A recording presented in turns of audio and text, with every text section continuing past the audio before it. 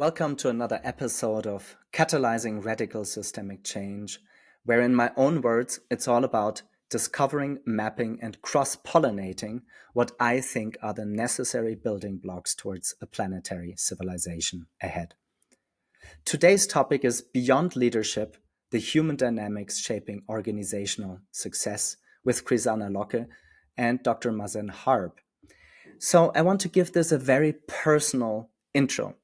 And I will consciously sketch what I think is the minimum viable meta-paradigmatic framework that I invite you as a listener to have in the back of your head to understand today's podcast. Because I truly believe that personal development, like how individuals develop, is a crucial ingredient. You usually call that personal development. That could be coaching, it could be meditation, it could be psychotherapy. Then we have a we space as human beings, right? We meet in a we space. Usually that's your relationships, that's your family constellations, but we usually also meet in an organizational context that has a culture and values attached to that. And then finally, we have a systemic piece. We're surrounded by certain boundary conditions. In my own rather polemic words, I would say we're like in a late stage capitalism gone haywire in the middle of a big transition for us as humanity to explore what could it even mean to become shepherds for this beautiful planet called Earth.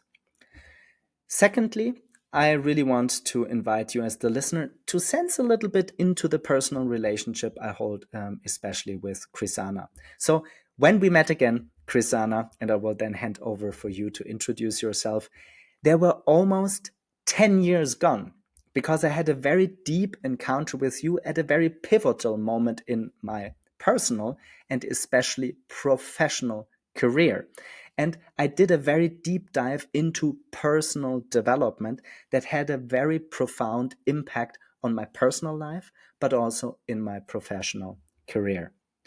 So, Krisana, the main thing always at the beginning of the podcast to give the people like an impression of who are the people actually present in the room together is that I will ask you for 2 or maybe 3 pivotal moments in your own biography that tie you back with the topic of today's podcast. So having said all of that, Krisana, it's my great pleasure to have you today in this virtual room in between Berlin and Guatemala, where I live. And the floor is yours. I'm really curious, out of your rich biography, what are the pivotal moments that you will choose to present yourself to the listeners and tie it back into the topic of today's podcast?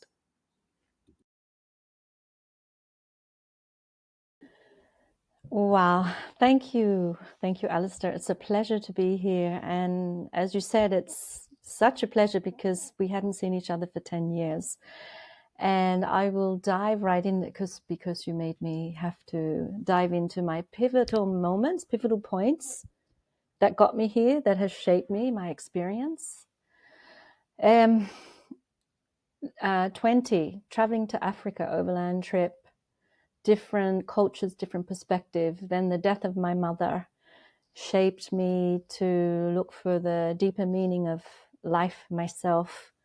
Went to India, 7 years in India, meditating, doing group process work, inner work, discovering, inquiring. Then I traveled to, I was a therapist then I process work, personal development work, sharing that. Then I went to Chile, late 1990s, post-dictatorship, and was working with a lot of people, trauma work, collectively in Chile. That was another pivotal point. And then I flew to New York post 9/11, and I was working a lot with people who had trauma. And I started working in systemic work and constellations. That was a pivotal point. Then I came to Berlin, and also in New York, I opened up a meditation studio in the financial district, research with active meditations and supporting people. But that was more for a collective movement. After that time finished, I went to Berlin. This is where I met you, and opened up a studio for personal development work. Met Mazen, and with his rich background, with his work with neuroscience, and met through trauma work. We were also opening up our own work, had a mentoring program where a lot of people who we were mentoring in this program were not only bringing in their personal development work, but what's happening in their work. And a lot of them were coming from organizations and corporate work. And this was the step into us, especially me, is like from the inner, the personal, and then also supporting organizations in personal work, but also on a organizational level for conscious success. So they're the pivotal points that got me here. So what I find very interesting before I hand over to you, Mazen, since trauma, somewhat oddly, right, in the last at least like 5 years, has become like a buzzword, right? And I really want to disentangle, these like broad hashtags when we dive deeper after after presenting Mazen. But to stay with you, Krisana, what I find very interesting is that you have such a broad and rich toolkit and decades of experience in the personal development, not only trauma informed, but truly work with people that are traumatized, and how that translates into their individual as well as in their cultural and organizational context. So, having said all of that, I'm curious to hear from your side, Mazen, what brings you into this podcast. Maybe explain a little bit more, what were your moments in your biography when you met Krisana, and what ultimately birthed this like joint endeavor that you're both on, and as well as with your colleagues. So, in my biography or in my life pivotal points? I don't know if there's a difference in between biography. It's really more when usually I'm interested in presenting these like deep points where you changed the way like you understand things, the way like you show up in the Yes. world, and how that translates, into today's podcast. Beautiful. I asked this because there are like three specific points that made me do what I'm doing and be who I am actually. That's why it's like I'll go back to my life like very early on. I was born during a civil war in Lebanon. So actually, my first pivotal point, I was 4.5. My father died at the end of the civil war, and that's where the question, I'm like, why do adults fight? Why there's a problem in leadership? Something is being missed. So my question starting very much early on when I was 4.5. And then the next one, where I was like, I really need to know about the body and the human. So I went fully on understanding, studying biology. And the next step was a cousin of mine around like first or second year of biology. He died in overdose. And then I was like, again, that pain made me understand, question leadership, and understand the pain that brings people to so much not just addictive, but so much like painful experiences that lead to death and continuation of trauma. And then this is where I discovered neuroscience, and it was a mind opening, and it was really understanding drugs, substances effect on the brain. And then I went on and did a PhD in neuroscience in a psychiatry institute in Max Planck for psychiatry in Munich. And that was the second step. So the third step was like, okay, I got the science. I'm not convinced about the application of it. And I said, I really need to start to working on it with humans. And it happened that in Berlin, it was 2015.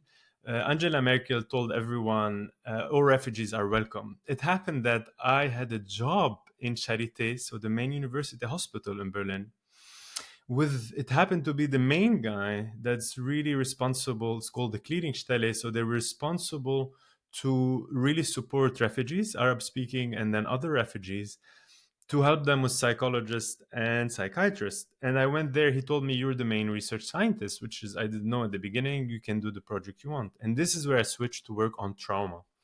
And the topic was war and migration trauma in Syrian refugees or Arab speaking refugees. So I was using that I can speak Arabic to really deep dive. And then when I went deep dive with them, I was sitting with each one 3 hours, and you heard big stories, horrific stories about atrocity that has happened. This is where I understood also I need to leave academia, because I got really amazing results. And at that moment, I said, it's really between the theory and what we're capable of doing in science, and then the application, there's such a huge distance. And then I started my journey, and that's where I met Krisana. And then at certain points, I told her, I think we need to work together. It was just an intuition. I used to meditate at her studio. She laughed. Apparently, she knew. I didn't. I was not that tapped in that sense. And it took us like 4 months where somebody asked they really need someone to support them in a trauma documentary in Bosnia. And then Krisana said, I know someone who's complementary, coming from neuroscience, understanding trauma and support. So we went, both of us, working on that project. And then we looked at each other, said it was very easy, very simple. And the people thought we already worked before together. And immediately our work clicked. And we were very complementary. Her from all therapeutical aspect of things, me from all, back then, all the scientific understanding of things, educational understanding of things. And this is where we started the journey. That was the seed. Okay, this is now a very interesting opener for a podcast, because I think somewhat due to the complexity of the topic, we need to go pretty free flow. And I will give you a ping, and then let's see where that goes. I will sketch a tiny bit my own trauma background, which some of the listeners that have listened to other episodes on this podcast are aware of. And I would say I had a very early childhood accident. You call that a shock trauma, where as a very small child, I was 2 years and 8 months old, I burnt myself severely having an accident, and boiling hot water was like pouring over my left upper leg. And this was calling a shock trauma. Luckily, it seems I did not really have a developmental trauma, meaning I come from a kind of hippie-ish, left-wing, cuddly, warm-hearted family full of love. So I'm mentioning this only because I think maybe to disentangle the myth of like trauma, because trauma has become such a prominent hashtag. Everybody has trauma and everybody knows a therapist or a coach that works with trauma. And I think it makes sense we stay like kind of to understand how trauma informs the way our brains work. Because truth be told, even though I only think I did hold a little bit of trauma, it took me quite some years to dig through that very early childhood trauma and become ultimately like the stable adult that can like hold all these different emotions that make us human. So that's a rather broad intro, but before we circle deeper into the niche and your clients and your offering and the toolkits that you're using, I'm really curious, because you have both worked. I mean, you're born in Lebanon during civil war. You lost your dad. So I would say, wow, compared to my small childhood accident, that had deep ripple effects, how I developed as a child and adolescent and early adult. How can we make the listeners understand more the trauma space? I'm really just curious, and I don't mind to whom I hand over, if it's to Krisana or Mazen. But let's stay on this, like, what is actually trauma? How does that inform people? And then maybe when we end this piece, how does this inform more the workspace, the organizational design, and your clients with whom you're working with?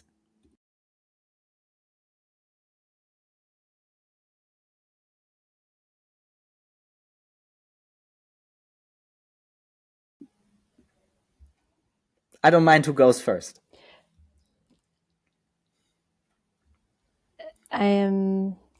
So you want to know what trauma is? Well, trauma is actually something that is, well, it's an overwhelming event in the nervous system.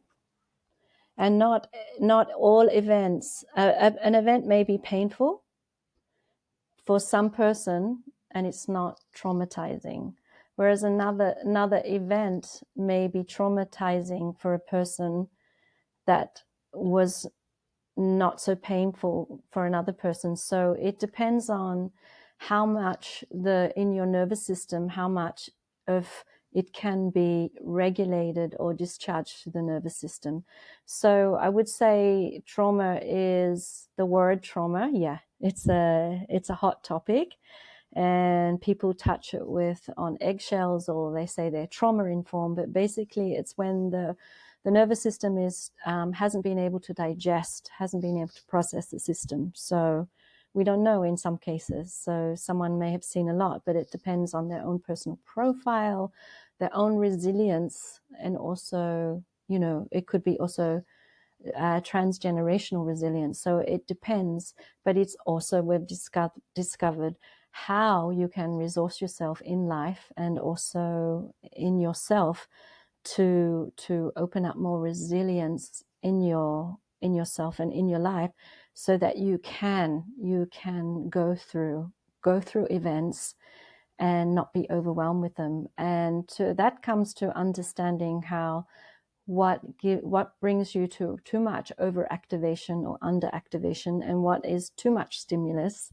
or less stimulus, and also on a collective level, how can we support each other? So it's a big topic, but it's basically overwhelm in the system, in the nervous system. This is what it is with trauma.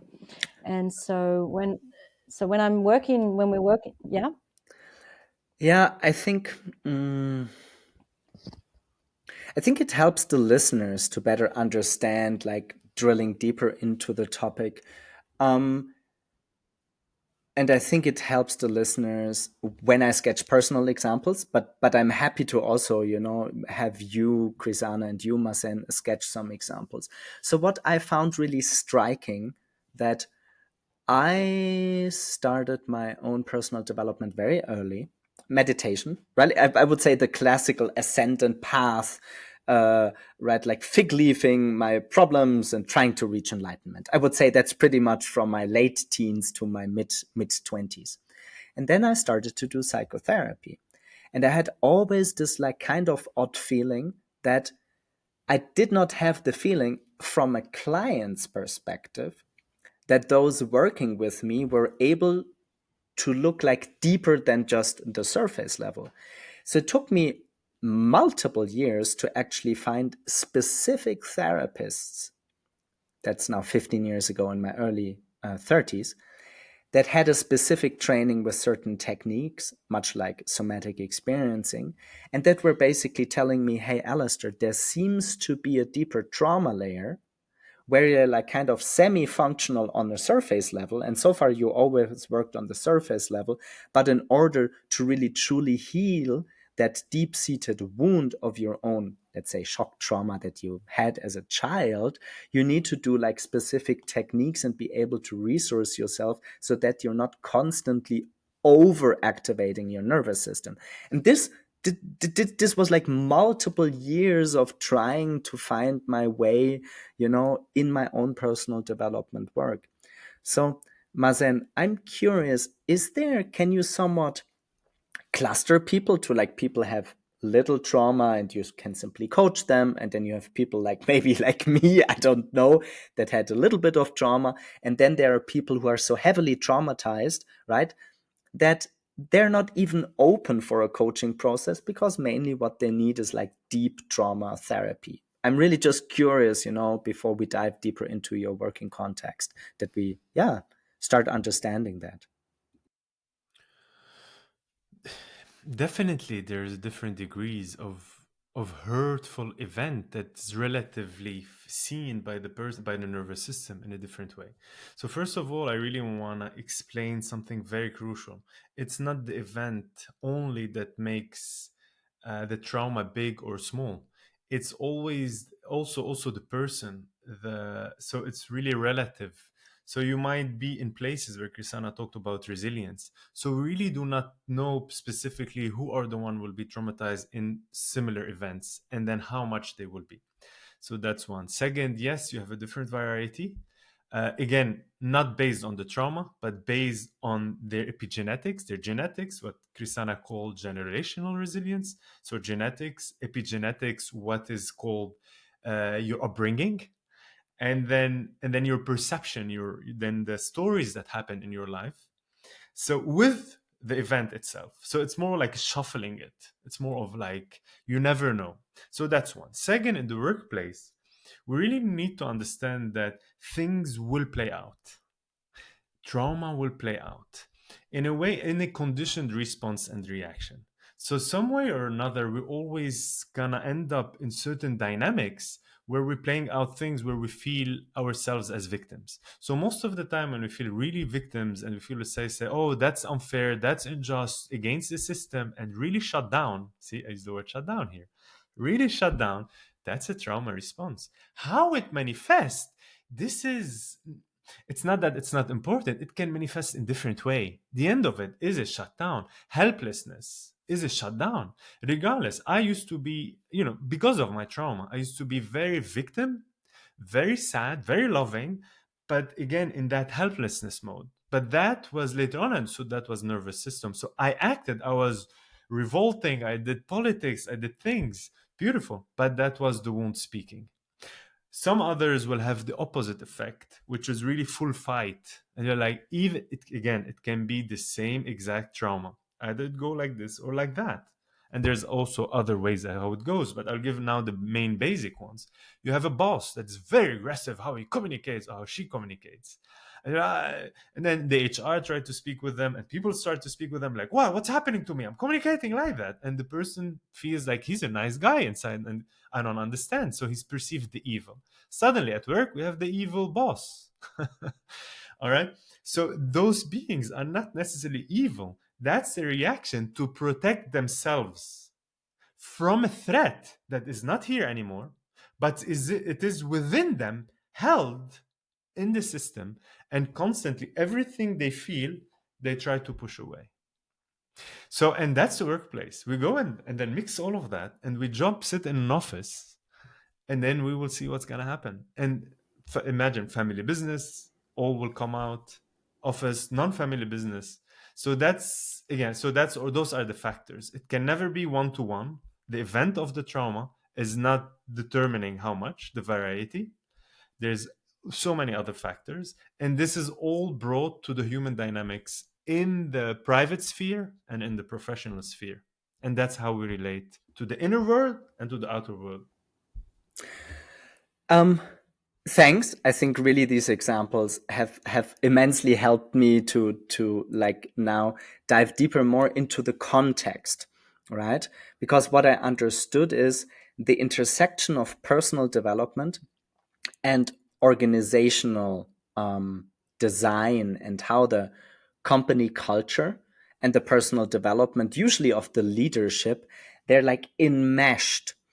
And maybe to tie into that part of the podcast, what makes your work different than from other, let's say, simply service providers that you see in the space with that specific background of not only being trauma informed, because I think a lot of people now are trauma informed, but that you have worked with people that have trauma, and how you can people to basically help self-regulate themselves. Because I think that's a very interesting intersection where you can have like a profound impact on the company, the leadership team, and then the organizational culture.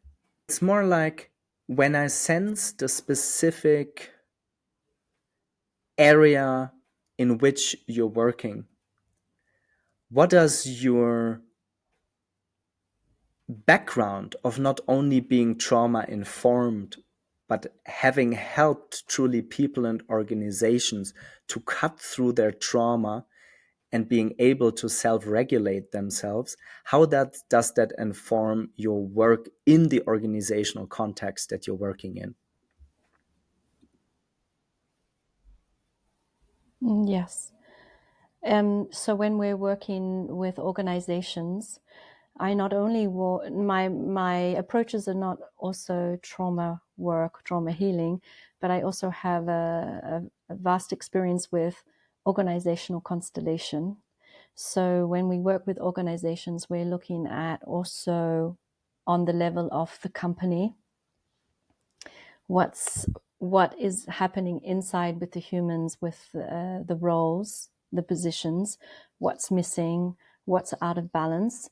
And then also with the constellation work I bring in, we look at the different teams, and then we look at what's going on in the leadership team or the director levels. And then for me also a lot is got to do with emotions, if self-leadership is intact, and with being able to lead themselves and be able to have the capacity to know their own emotional responses or reactions and not act on them with other people in the team, but being able to have the understanding what's going inside of themselves is happening inside of them. And there may be the person opposite them that you can actually see, maybe they're in heightened emotions, or perhaps they're not so grounded or centered, but how you respond to that person to be able to stay centered in yourself and be able to bring a clear communication that supports a dialogue, so that if you're regulated, you can also support the other person unknowingly. It's an intrinsic aspect that starts happening. They come into a regulation with you. So that's one of the tools that we bring to with our clients, is first of all understanding emotional regulation. On a junior level in self-leadership, that's on junior levels. That's usually what they're learning about direction, self-regulation. But often in times on the top executive level leadership, that hasn't been brought in check. They're so focused on direction for the company, but they've forgotten their own self-leadership and just aspects of their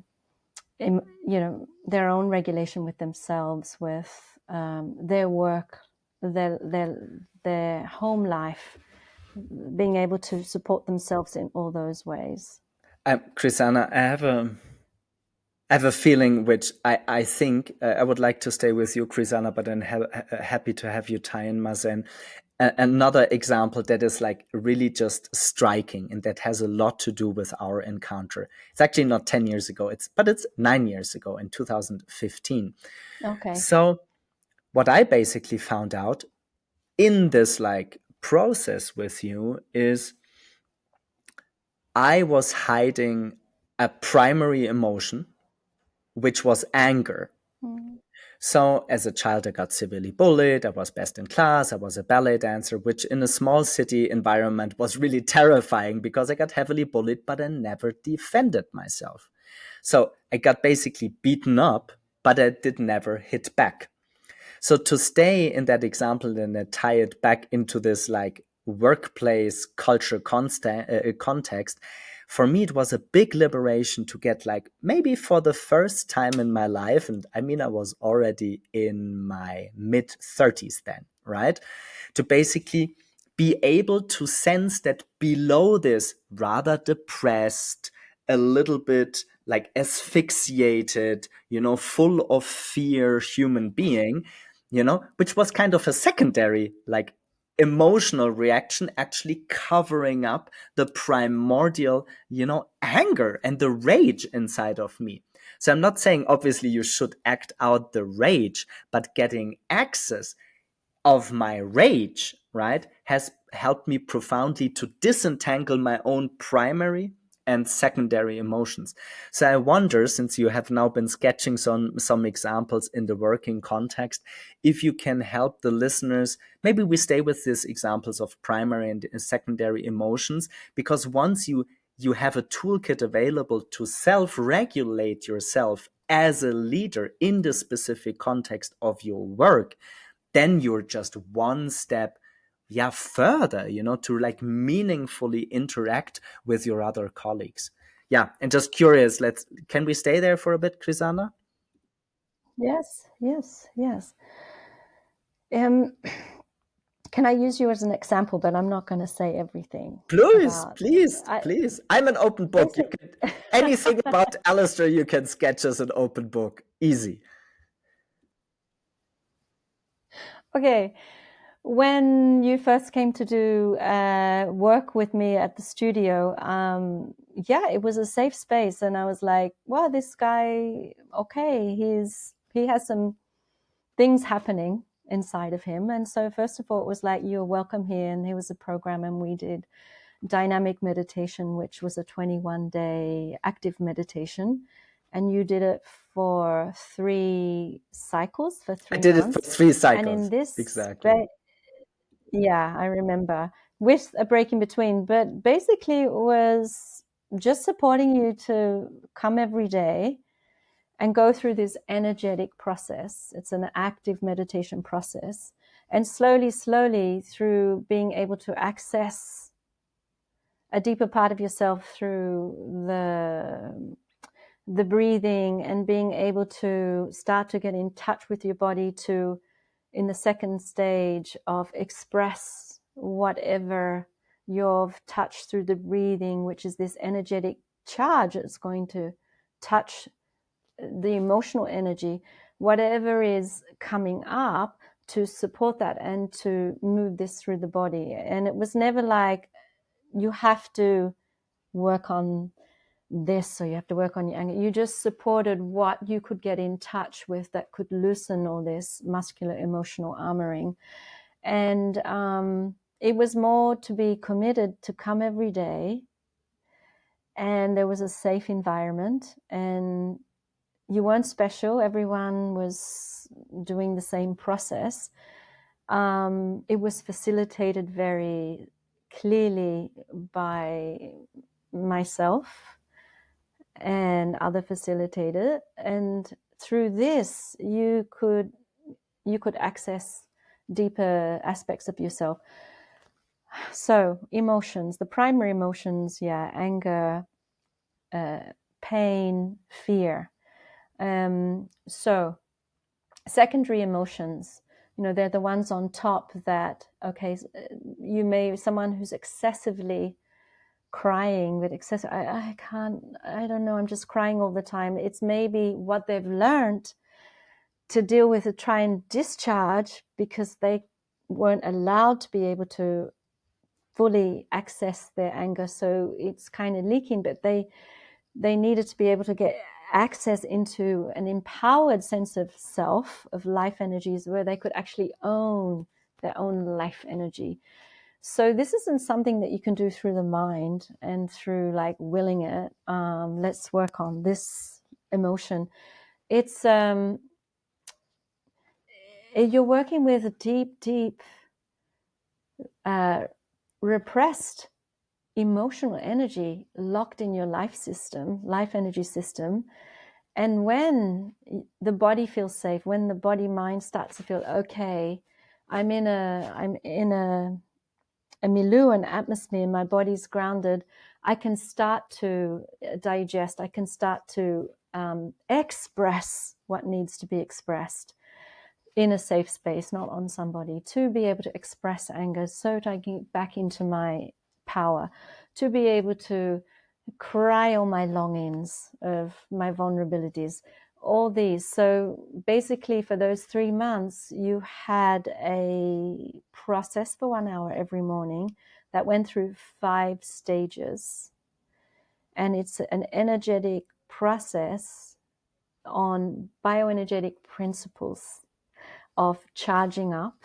And when you create a charge through breathing, you start to charge up an energetic charge that's going to hit the emotional energy that's held in the body.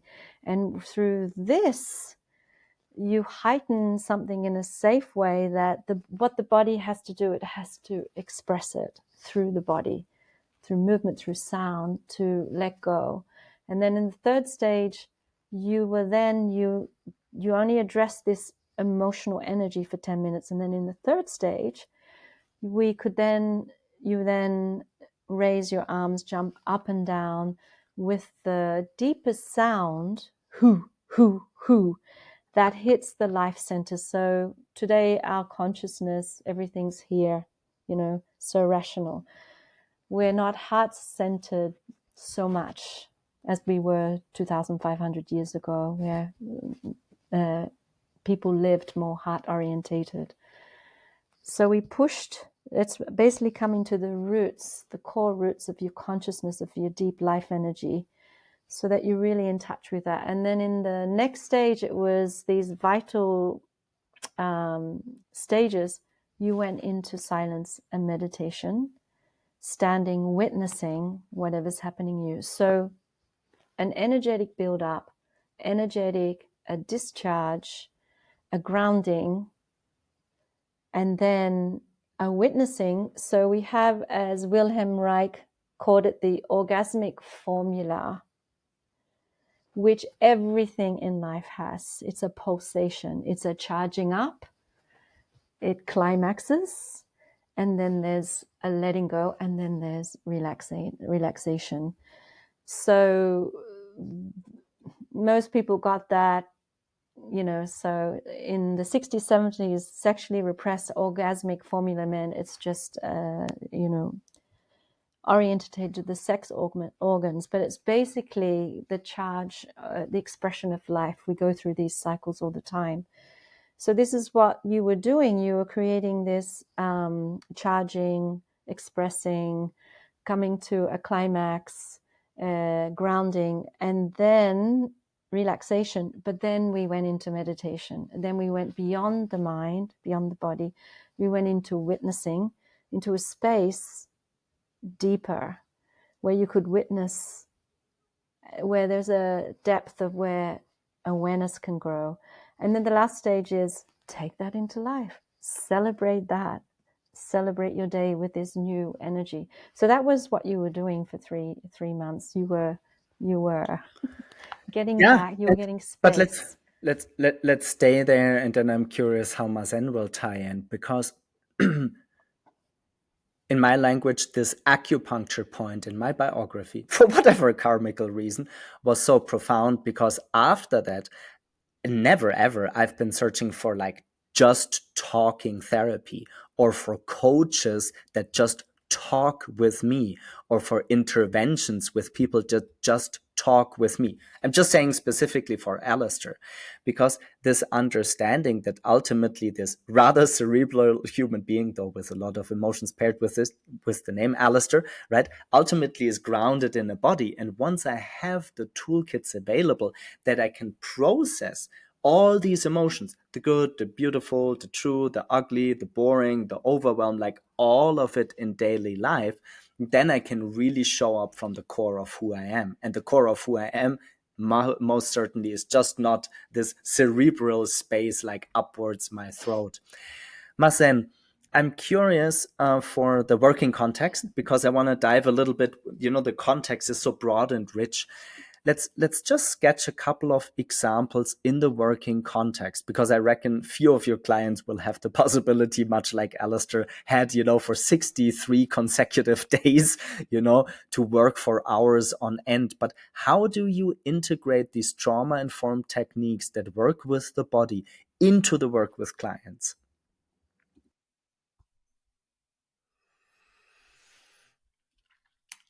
We don't do therapy. So not in the company leadership company. So we have a boutique leadership consultancy firm. We don't do therapy because it is time for people to start taking self-responsibility when it comes to personal development. For that, we have our platform that has been there since 7 years, which does really personal, so tantric energetics, personal development work, therapy work, but that's not for company, that's B2C. When it comes to B2B, it's really about accountability. It's really about supporting people understand what they did, where they are, what they did, and what are the choices. So, in another word, that's self empowerment. Most of the time, when we go execute our day to day and our job, we believe that we are stuck, or we complain about the outside world because of a small, simple reason. We don't know that we have a choice. So, what we really do is we really do operations.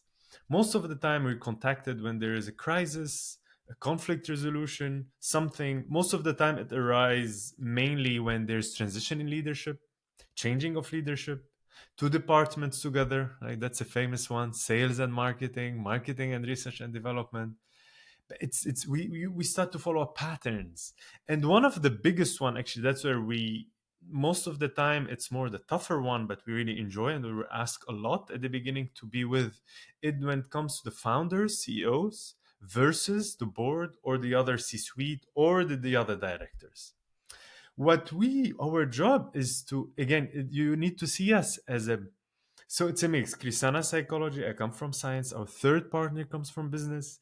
So that three complementarity, we like a SWAT team that we come and then really study it, right? Nothing without studying it. So the same way we study a body, so imagine Krisana is doing a trauma work with someone, or me, I'm doing something with them. I need to, like a detective, check with them where they are, what they feel. The organization works on the same principle. Every single organization on this planet, the family works on the same principle. Oh, and so everything, there is this natural law that is infused in every single system on this planet. So we do interviews, to be honest. They tell us this problem. We start with basic interviews. We have data analytic. So we have some tests. Cool, we get the data. You're going to say, oh, but lots of companies do that. But actually, this is not enough for us. This is just to have the data at hand. And later on, we intervene in a way, and this is where Krisana's magic happened on all her depth and the experience. This is when we start with the interviews, with the data. We also start to do the organizational structure, organization constellation. We try to do this like doctors. We do the diagnostic first. Second, we try to see, okay, where is the root of the issue? So the same way we work with people in our personal development work with trauma, here we need to see it. We work on trauma of the system. What does it mean? So that means whenever we go to a system, we do not support or heal the symptoms. We go to the root. How we go to the root? We first do this interviews and test, and then later on, the best way is with constellation. We bring it and show them to the outside what is the root cause of the communication issue. And the beautiful, crazy thing is, even those misunderstanding, two departments or to this, always, most of the time, 90%, 95%, it end up to be a certain something in the organization, in the function has been missed. So it's really not like weird stuff. It's really scientific understanding of the human brain and the body, and so the human organism and every organism. And so that's how we execute. So, and then after on, once we get the root, we help them how they do decision making optimization. And here I will end into one thing is, I talked about the problem of the organization. Now, what happens to the people? What happens to the leaders? And I said at the beginning, not every leader need to go and do trauma healing or trauma work or trauma therapy, but it's time of accountability. It's time of self-empowerment. Every leader, which is, when I use the word leader, I call everyone has the inner leader within. So every inner leader, every person that's working within an organization or in a family, need to realize they have choices. Every single moment in life, every single situation, they always have two choices. You don't have three, you don't have four, you don't have five, you always have two choices. And based on those choices, life happen, drama and complication happen, solution and resolution happen. Those two choices are, first, something happened to us, a stimulus, something, we react. Whenever we say we react immediately, we always react out of fear. That's the human body, millions of years. You're gonna tell me, but there's no other way to react? Nope. Everything they will be reacting, it will be out of fear, as reacting. The other choice is you take one small breath in. I'm really making it simple, but just making the metaphor. And then the other word will be responding. When humans start to respond to situation, that means the humans had a choice, either react out of fear or responding through acceptance, understanding. And then another word will be through love or through accepting. Love and acceptance are similar in that sense. Every single choice, every single time we have a choice between both, is a resolution toward a place, a workplace that's very harmonious. So the question to make it harmonious lies within each individual, regardless if they're on the top or on the bottom of the hierarchy in the business. Because, and there's no secret about it, issues, conflict are always there. We're not trying to avoid them. We're not trying to end them. We're not trying to stop them. We are trying to help people see the choices they have, to know how to navigate through them and understand they have responsibility toward the organization and themselves. And this is what will end all crisis actually to come. It's not the end of crisis, it's the awakening of the human to have awareness. So the word behind of it is awareness. And that's what Krisana was describing, what you did in the meditation therapy, the Osho active meditation, dynamic meditation, is at the end you reach a moment of awareness. And that moment of awareness is a moment of choice. And that moment of choice, of two choices, either out of fear or out of acceptance and love, either reacting or responding. And from there, everything stems, and all our stories will be told based on those two choices. What really touches me is the very different flavor of the two of you as colleagues working in the context that you're working in. There's two big more things I want to cover in the podcast. One is the context in which you operate, because the work of personal development, organizational design, coaching is very broad. And as we know, even though there are some certification organizations, I think a lot of people sell things. It's just my personal opinion. I'm not even saying it's the truth, that they don't really have deep expertise in, right? So when I now see the mix, of this, like, okay, decades, really, I mean, decades of personal development, deep trauma healing, and then your background with neuroscience, like, what's the secret sauce of your SWAT team, and what is the ideal client service provider relationship?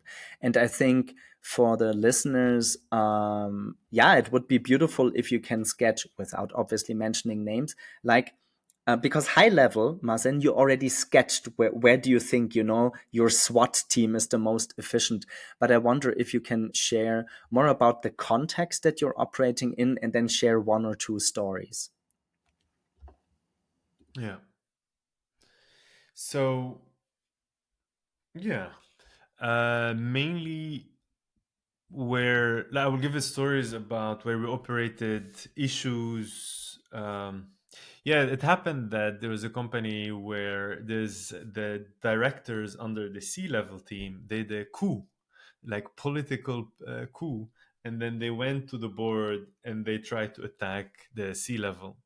So this is one of those places where there was full mistrust. We arrived into a company where it was fifth year startup energy. It was working in the renewable energy, really beautiful project. And then actually that's where because you have so many people involved, like 10 directors plus 5 C-suite plus like one main board director was involved. So you have like the mistrust happened. So mainly a lot when those things happens, mistrust in the leadership. And then we had to encounter this, that they did this, we don't trust them, mistrust in the leadership. But the coup happened, really, it's like backstabbing and all of that. And our job was like, for the company, who's our client?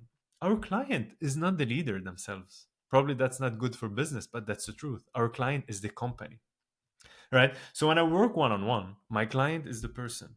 I really help them through trauma work and all of that. When I work with company, our company will be, its client will be a company. So our job is to help the company survive, optimize, have profit, and have all the people leading it. So even for all the leaders who are listening to us, it's really not about you. For the CEOs, for it's really not. We don't serve you.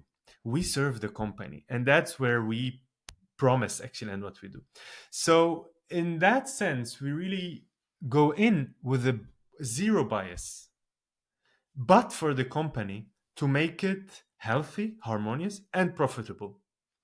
And this is actually we execute. So we start applying our know-how, and yeah, and then first we create trust, then we start to bring solution to it, and then we bring those different parties, they were against each other with each other, and from there when we did the solution we helped them. Apparently the whole system was, and Krisana probably if she remembers will speak more about it, but the whole system was established while missing lots of principle of organization, departments and functions and roles. So most of the time where we end up is like those functions and roles were put like this, was not very clear. The right people, the departments were not working well together. So it ended up to be an organizational structure. So that's what we do. That's what we discovered at the end. What we do, we thought we are helping with crisis and conflict resolution. We ended up to be, most of the time, it's an issue of organizational structure. That's one. Second issue, so it can be organization structure, or it can be functions and roles. Another one, a CEO, that managing director working. She used to have one department she liked a lot. She used to be the boss there, but then she became the managing director of all of them. And then since then, that's one department. It still didn't find one good leader. People are coming in, out, in and out. She had so much attachment, unconscious entanglement. So again, so it's all about the dynamic of humans with the departments, with the roles that really make the workplace murky. So this is what we do. We shed light into the organization, into the person's unconscious entanglement with certain roles or with certain people. And then we bring back, help everyone to sit on a professional chair. What is your role? What's your function? What is your department? And this is where we start. We only coach at the end. Once we solve it with them, once we help the organization structure, then we help them implement it. So process and implementation we only do once we discover where the root cause is. So opposite to probably other coaches and this, we don't come and coach you. How can I imagine you, Alistair? You have a company and I come and start coaching you. Based on what? I will be helping you while you're hiding unconscious thing about your organization. Yes, we will help you survive it for a bit. Is it that's the benefit of the organization? No. Is it benefit for your private you, for yourself, to buy some time? Yes. And that's a question for us. Where do we want to intervene, and what's really our values, and to whom we really work and would like to support? Beautiful. I had I love that when I always call it a download, like this, like aha moment. So, and it's a very unique approach. I would like to tie in before the last bit of the podcast for today, a framework that I really adore, and which is called a theory of change. And I will quickly sketch it from my side. So a theory of change for me usually is like one slide where you say what's the context of your organizational, then your business model, your suppliers, your different stakeholders, your different departments, your whatever, your client relationships, and then ultimately the broader context of, for example, the impact that you want to create. And I want to apply that to your own organization in the context of your clients. So what's your theory of change, and why is your unique sauce, this trauma informed but also working in organizational design secret sauce, such a good fit for these turbulent times? Many, if not most, organizations find themselves in. So without making it too theoretical, but like why are you doing what you're doing, how you're doing what you're doing, and with whom you're doing what you're doing? I think, that's for me the theory of change. And I think we can get very fluid with like this like secret sauce, what makes your method unique. I think, Mazen, you can answer that because it's all a lot to do with adaptation and awareness. And if we don't adapt, we die as species. But it's a lot about adaptation and not sudden changes. But Mazen, that's your juicy aspect that you bring to the source. I will thank you, Krisana, for bouncing the ball. Yeah. I know why you did that. So, Alistair, Krisana and I work with few thousands of people in personal development work. We were sitting doing deep therapy, deep healing work. We were sitting one day in a big retreat. People were really processing. We looked at each other. We said, what next? When every human, and we know it a lot, we call it the crisis of the 30s, of the 40s, of the 50s, when we hit, there is a sense of like, what's the meaning of my life? Even though you're doing the best thing in life, or people start to be bored. Interesting enough, here lots of male friends or even female, with wives, they start to look outside of the marriage. Lots of divorce happen here, but I'm not sidetracking. So the idea is we were looking at each other in the middle of it, and we're like, we really wanted to support the collective. We said, beautiful, we work with thousands of people, but then don't you think there's another way? And actually, since our work in constellation and understanding and our work in consciousness research has shown us that everything consciousness ripples down. What does it mean? Whenever you work on something, on the consciousness that is in top of a system, that thing helps shift the whole system. I'll give an example. So instead of working on 1,000 people, if a family or a school or a government, everything, there's someone on top. Whenever you work on the leaders that is holding this organization together, you will be working on everyone. So when we know that, and it's like, so why are we wasting our time working with thousands of people where we can work with key point people, where we work with top people, and then those people would change their organization? That's our theory of change. And that's our action of change. I don't like a theory, I like an action, because we've seen it, we've done it in families, in schools, in places, in organizations, in collectives.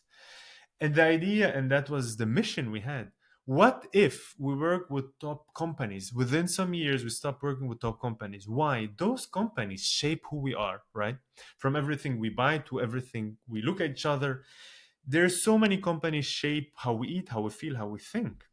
So more people, not only us, more people like us, when they have such expertise, I really urge them with the theory of change, rethink, go to the top, help us working with the top. So we shifted on the top.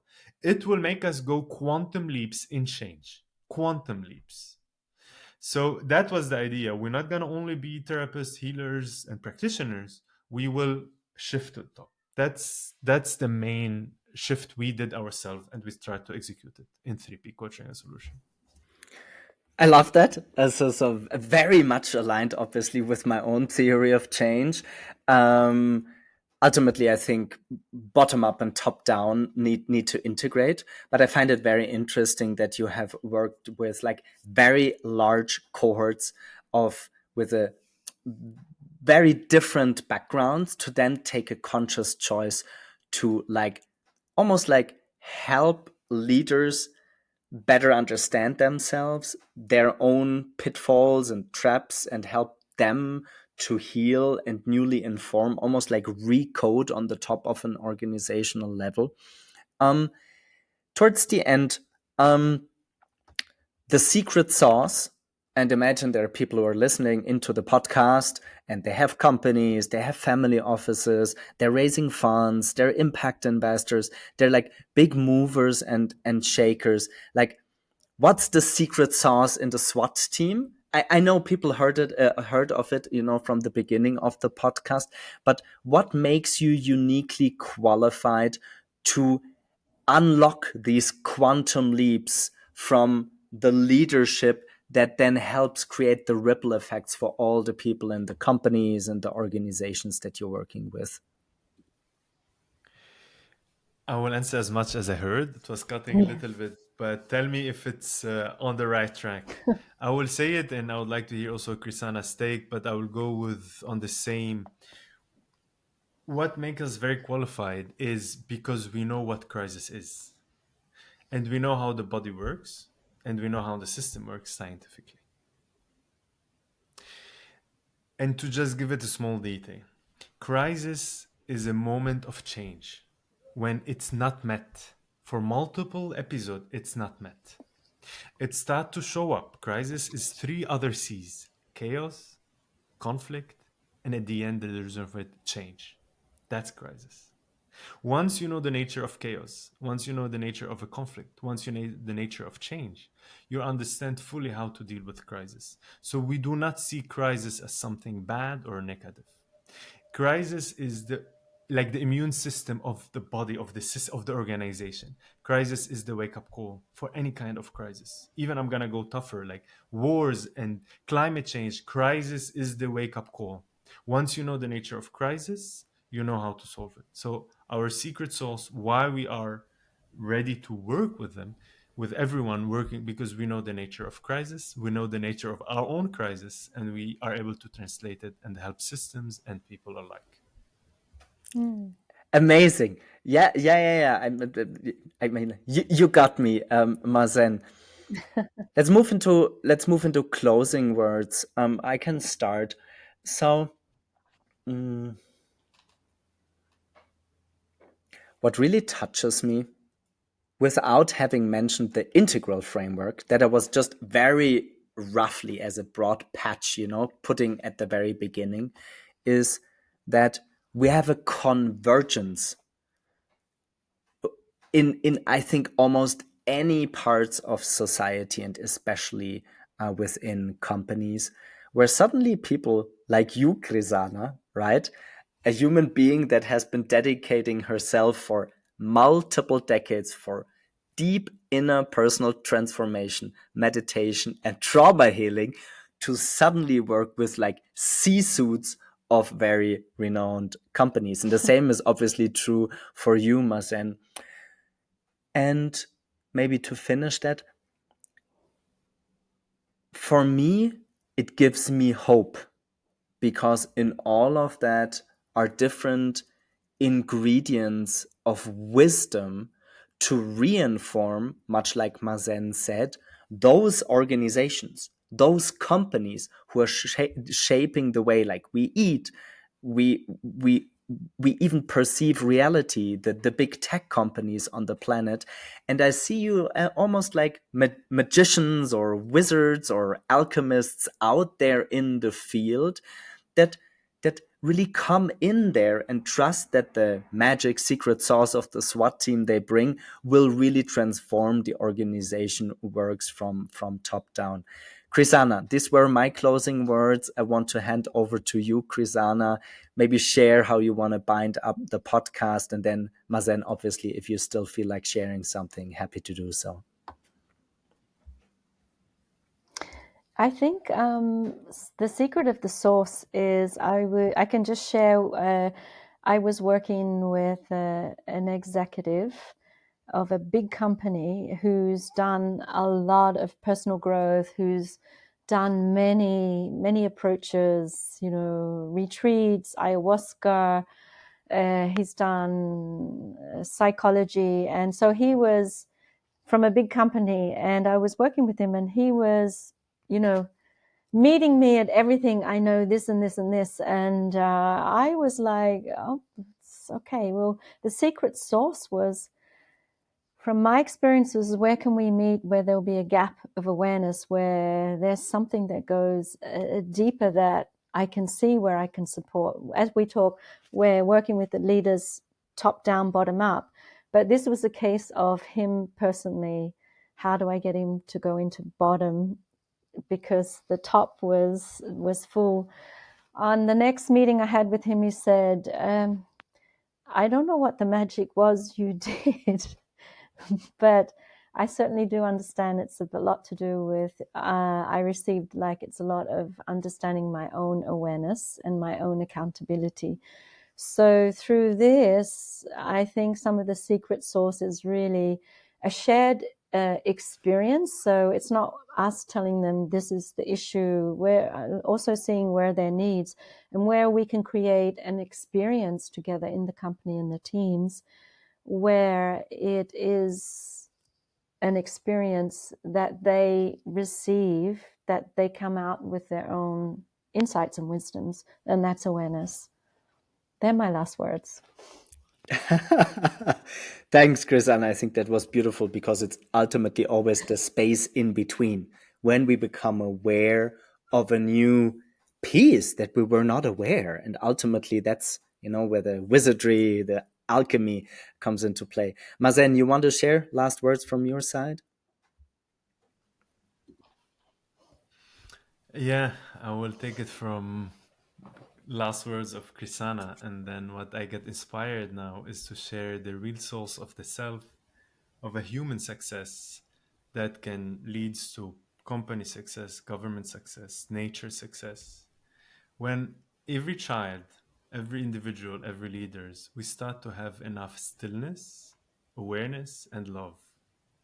When that happens, we won't be speaking about crisis, conflict, or chaos, or even change. And that's where we're going, into an enlightened society. But that society have one source, so we can start using it now. Why to wait until all the society wakes up, where we can, at any moment, for any choice, use our silence and stillness, awareness, and love and acceptance. And that's the magic of all magic in the whole universe. Aww. I have nothing to add to that. Krisana, Mazen, that was a very beautiful, poetic end. Thanks so much for your work. Thanks for making yourself available. And yeah, may this podcast inspire others, to get in contact with you and really change the way leaders work and show up. Oh, Thanks so much. thank you. Thank you, Thank you, Alistair. Alistair. It's a pleasure.